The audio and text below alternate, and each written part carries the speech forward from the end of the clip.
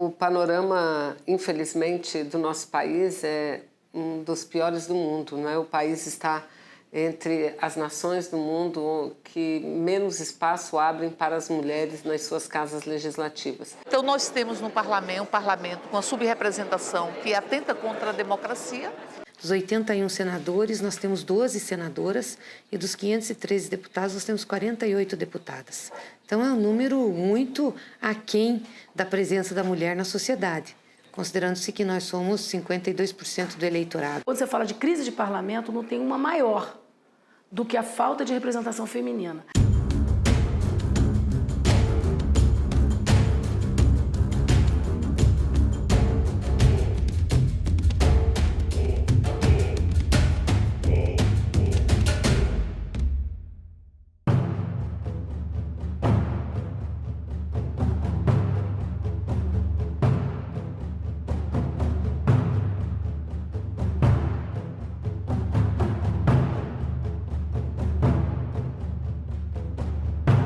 Em toda a história de participação das mulheres, nós nunca enchemos um plenário inteiro. Se pegarmos todas as gerações de mulheres, nunca nós conseguiremos ocupar todas as cadeiras, as 513. A média de participação de mulheres no parlamento brasileiro é 10%.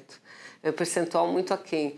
E aquém não só comparativamente a outros países do mundo, mas aquém comparativamente à participação da mulher na sociedade, o fato de sermos a maioria da população, a maior parte do eleitorado, mas também de participarmos efetivamente no processo produtivo. Mais de 40% da mão de obra é feminina no Brasil, não é? Então, o protagonismo que nós temos na sociedade, infelizmente, não se reflete nos espaços políticos, principalmente no parlamento. Quando a gente pensa a participação das mulheres, de modo geral, participação política, então nos movimentos sociais, então, a gente sempre tem as mulheres muito envolvidas. Só que existe uma barreira quando a gente está pensando da participação institucional, da participação formal, né, nas esferas da representação política. E existem, não uma barreira, existem várias barreiras, né, que vão fazer com que, na hora de se elegerem, as poucas mulheres que conseguem se candidatar, elas ainda vão ter uma taxa de sucesso menor do que os homens, porque elas têm condições piores para competir. Elas não estão competindo de igual para igual. Nós temos um problema cultural, né, e um problema de oportunidade. As pessoas, elas fazem, opinam, se posicionam por aquilo que elas estão acostumadas. Então, como as mulheres não fazem parte da política, né, e não fizeram por muito tempo, elas não se acostumaram a ver mulheres na política. Então, o novo é difícil. Por isso a importância de ter uma presidenta mulher, porque uma menina olha e vê que mulher pode ser presidenta. Se não tiver presidenta mulher, não tiver deputada, não tiver senadora, a menina vai crescer e vai desenvolver os seus sonhos e seus projetos em cima do que ela está vendo. Aqui na Câmara dos Deputados, melhor, no Congresso Nacional Brasileiro, nós temos tido um grande esforço temos feito um grande esforço para que nós possamos aumentar essa representação. Não só a campanha, como é importante, que o lugar da mulher é na política, o espaço é um espaço de decisão, né? É um chamado espaço de poder, mas é lógico que nós vamos enfrentando o imaginário masculino, esse imaginário que nós todas já conhecemos, né? O que falta ainda mecanismos que estimulem, né, a participação política das mulheres, mais do que estimulem, incentivem a participação política das mulheres. Não basta só adotar uma política de cotas como foi feito nos anos 90. A gente estabeleceu que 30% das candidaturas teriam que ser preenchidas por mulheres. Mas aquilo era apenas uma reserva de vagas. Não havia garantia, como não há até hoje, garantias de que as mulheres ocuparão número X de cadeiras. Não há até hoje. A partir daí surgiu um outro problema, que foram as candidaturas laranjas. Aquelas mulheres que o secretário do partido, o presidente, pega parente, prima, secretária, funcionária do partido e dá o nome lá para ser candidata, mas que não fazem campanha e nem tem voto. Nessa eleição passada foram 14 mil mulheres, mais um pouquinho, que nem nelas elas votaram. Elas entregaram o nome e votaram no candidato delas, promovendo uma verdadeira fraude eleitoral. O que a gente está propondo? Nós estamos propondo uma PEC, que é a 134, para substituir esse modelo de cota por 10% de cadeira efetiva. Mas não é só aqui, não. Em todas as esferas. Câmara de Vereadores, Assembleia Legislativa e a Câmara Federal. Não é possível você ter menos do que 10%, que não é nada, de mulheres, para você construir leis nesses níveis. A preocupação da bancada feminina foi garantir pelo menos esses 10% que já existe na Câmara de Deputados para os níveis subnacionais, para o Estado e para o município, porque a gente tem várias assembleias legislativas e câmaras de vereadores que não tem nenhuma mulher eleita. E a carreira, ela tem uma estrutura piramidal. Então, é preciso se eleger no nível do município para depois passar pelo Estado. É difícil alguém que queime etapas, que já chega deputada federal, ainda mais com tanta dificuldade.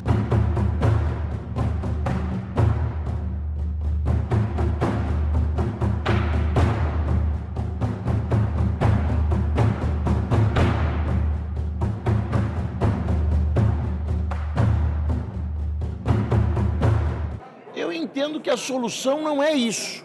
A solução é um incentivo para que a mulher participe politicamente lá na base, lá no início. Porque eu penso que essa representação aqui no parlamento é um resultado de um trabalho executado por ambos. Eu acho que as mulheres que aqui chegaram por talento, por competência própria.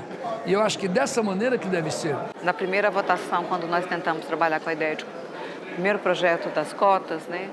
A gente, primeiro, surpreendeu a todos que a gente quase ganhou. E a gente escutou coisas muito grosseiras, do tipo, vamos bater panela, vamos mexer com a panela, vamos não sei o quê, a gente não está na cozinha. As brincadeiras, imaginando que estavam falando no anonimato, né? E no dia da votação mesmo, me chamou a atenção que eu fiquei atrás e fiquei vendo votar, a gente assim, esperando, na expectativa.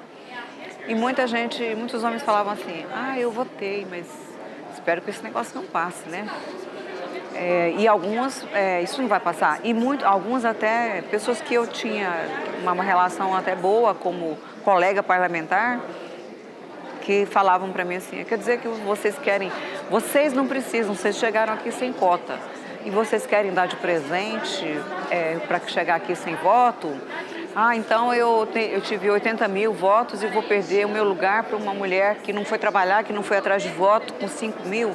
Eles não conseguem enxergar as diferentes condições de disputa, que é isso que a gente está falando. Infelizmente, aqui no parlamento, muitas vezes a gente vê as pessoas votarem única e exclusivamente em função dos seus interesses ou das suas preocupações pessoais. Nesse campo da representação feminina, isso também se repete. A maioria dos homens, mas não todos, acaba pensando se a reserva de vagas pode afetá-los ou não. É uma visão muito pequena. Eu votei contrário quando ela passou aqui, retornando eu vou votar contrário de novo, porque eu entendo que a gente não pode, por exemplo, dar mandato eletivo aqui vitalício para deputadas aqui da casa a título de participação feminina. Será que as mulheres são tão subrepresentadas assim?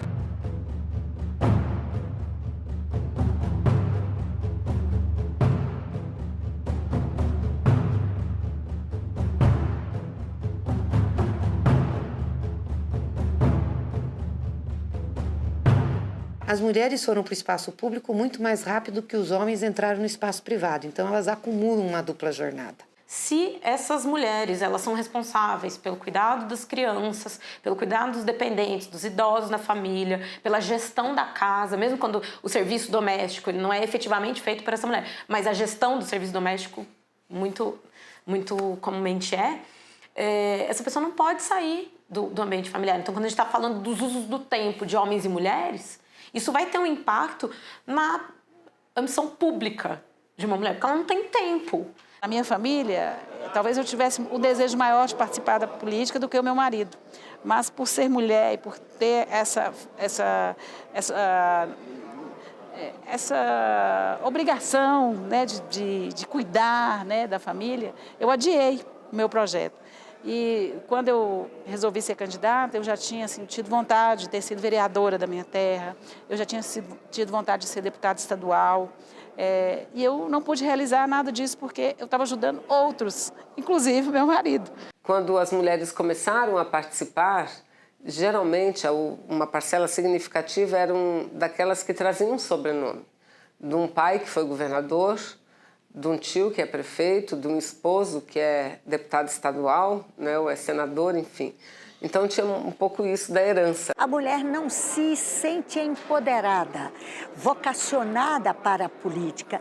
Isto por conta da sua formação, que ela, enquanto criança, ela é estimulada a ficar cuidando de panelinhas, de boneca e tudo, quando os homens são estimulados para a vida lá fora, para exercer a liderança.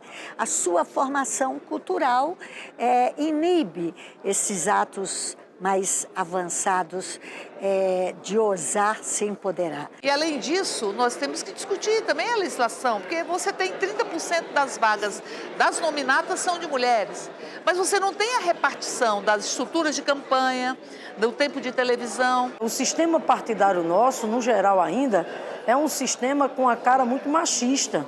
Se você olhar, a maioria esmagadora das estruturas partidárias no Brasil tem presença muito pouca de mulheres na estrutura partidária. Acho que assim agora, nessa reorganização, né, nessa reforma política, uma coisa a se pensar é que na hora de dividir o horário eleitoral, nesse momento tem que ser justo com a mulher.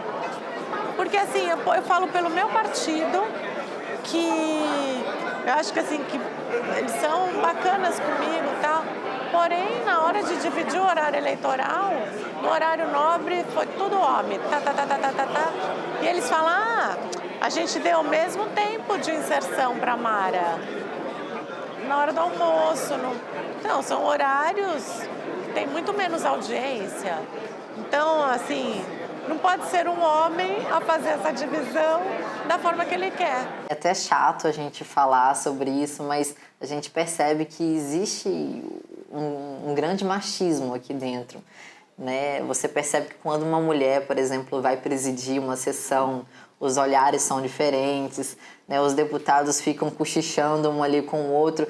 Você percebe que é uma forma deles tentarem constranger aquela mulher que está ali na frente, tentando fazer com que ela perca força. Eu te daria uma situação que qualquer mulher ficaria constrangida. Eu te daria uma que foi vitoriosa, inclusive, que foi a busca da minha primeira licença maternidade, né? Não existia no projeto de resolução, foi uma mulher que deu um parecer contrário, né?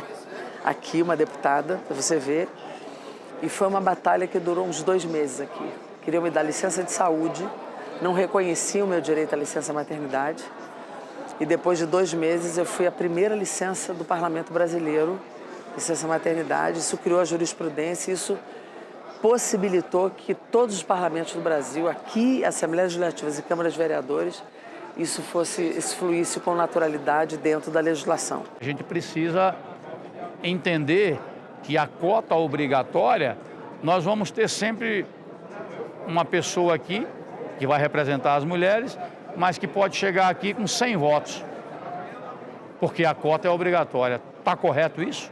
Você trazer uma mulher com 100 votos e deixar alguém com 80 mil do lado de fora, não é um sistema eleitoral, no meu entender, legítimo. Projetos que beneficiem a questão de disputa de poder, é muito difícil você ter qualquer simpatia na casa, não. E mesmo as mulheres, às vezes eu noto postura de alguns senadores que quando é uma mulher que está falando, se dirigem de uma forma diferente, principalmente quando presidem sessões na casa, em relação à fala de algum senador que pediu a palavra. Essa questão, essas nuances são sutis, a gente percebe. Não é uma batalha, é uma guerra. Exatamente porque eles têm outra pauta. A pauta da igualdade não é uma pauta que predomine aqui dentro. Nem na questão de gênero ou sexo e nem em outras pautas. A pauta da igualdade não está presente aqui dentro. Tudo acontece. Vai com a indústria, a taxa de juros e a Bolsa Escola. Enfim, a pauta não é uma pauta que receba bem a agenda das mulheres através da Secretaria das Mulheres, da Procuradoria das Mulheres, da Comissão de Defesa dos Direitos da Mulher, da bancada feminina. Não é uma pauta que venha ao natural. Ela tem que ser guerreada.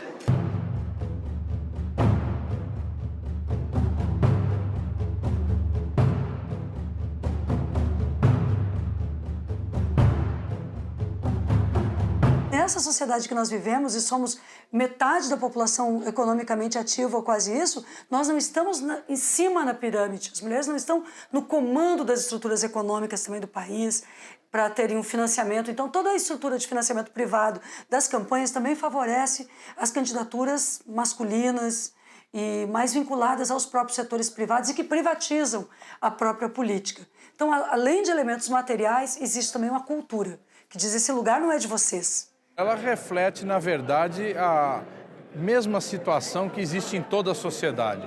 A mulher ainda não ocupa o espaço que ela deveria ter, nem no mercado de trabalho, nem como dirigente de empresas e também não tem ocupado espaço na política. Então é necessário superar essa discriminação que existe, não só da parte dos políticos, mas principalmente pelo próprio povo brasileiro, que ainda não enxerga a mulher como sua possível representante. Essa casa tem mania de que a matéria, tudo que diz respeito à mulher, se vota no Dia Internacional da Mulher. Eu, no último 8 de março, eu disse: mas Dia de Mulher é todos os dias, é metade da população. Então as nossas angústias, as angústias dos nossos filhos, têm que ser votadas todos os dias, como qualquer outra matéria. E, infelizmente, como nós somos minoria, eventualmente alguns temas que são muito caros para nós, os homens nos derrotam. E o Brasil assistiu que o que a gente fala é verdade o tempo todo. Não tem classe social, não tem espaço de trabalho, não tem ambiente, não tem hora, não tem lugar. Toda mulher está passível disso. Quando a gente cala, a gente consente. E consentir a violência é voltar as nossas costas para uma luta da sociedade brasileira de muitos anos e, infelizmente, uma prática tão recorrente na nossa sociedade, que é a violação dos direitos da mulher. Se o parlamento fosse equilibrado, 50%, eu tenho certeza que a gente estaria numa situação melhor no país. E não porque a mulher seja melhor, embora nós mulheres sabemos do nosso potencial, mas porque é mais real, porque tem mais diversidade, cada um tem seu jeito de fazer política. Então, o jeito da mulher fazer política fica subtraído de direito, já que tem tão pouca mulher, né?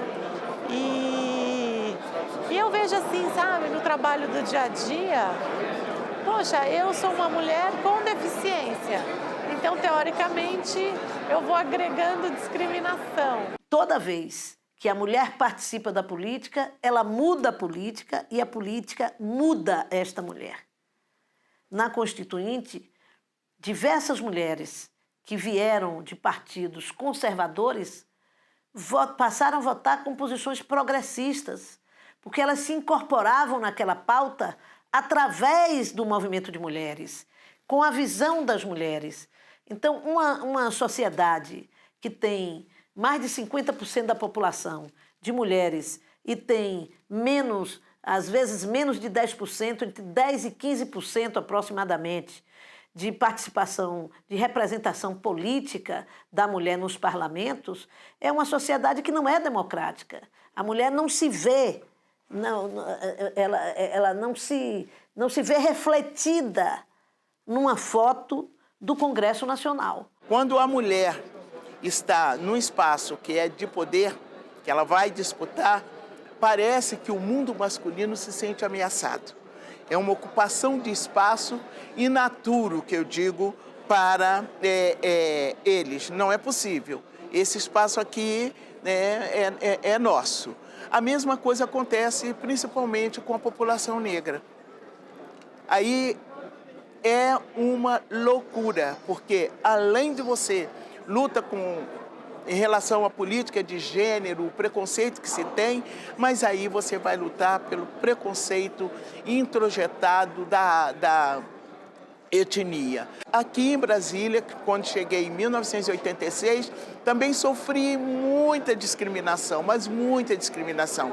Eu tenho uma das coisas que mais me marcou na chegada aqui, foi alguém me mandar dentro do envelope escrito num papel higiênico: sua macaca, o que você está fazendo aí? Não sei se a certa discriminação que eu sinto é por ser mulher ou por ser negra. Né? Eu as duas coisas, né? Mas eu sinto assim um descaso comigo aqui. Tem sempre alguém na mídia que fica desqualificando o meu discurso, né? Assim como se eu fosse uma pessoa que dissesse as coisas que não têm fundamento. Eu sei que eu não digo, eu sei que eu não sou, meu discurso é consistente. Mas assim, tem hora que fica assim, meu Deus, por que isso?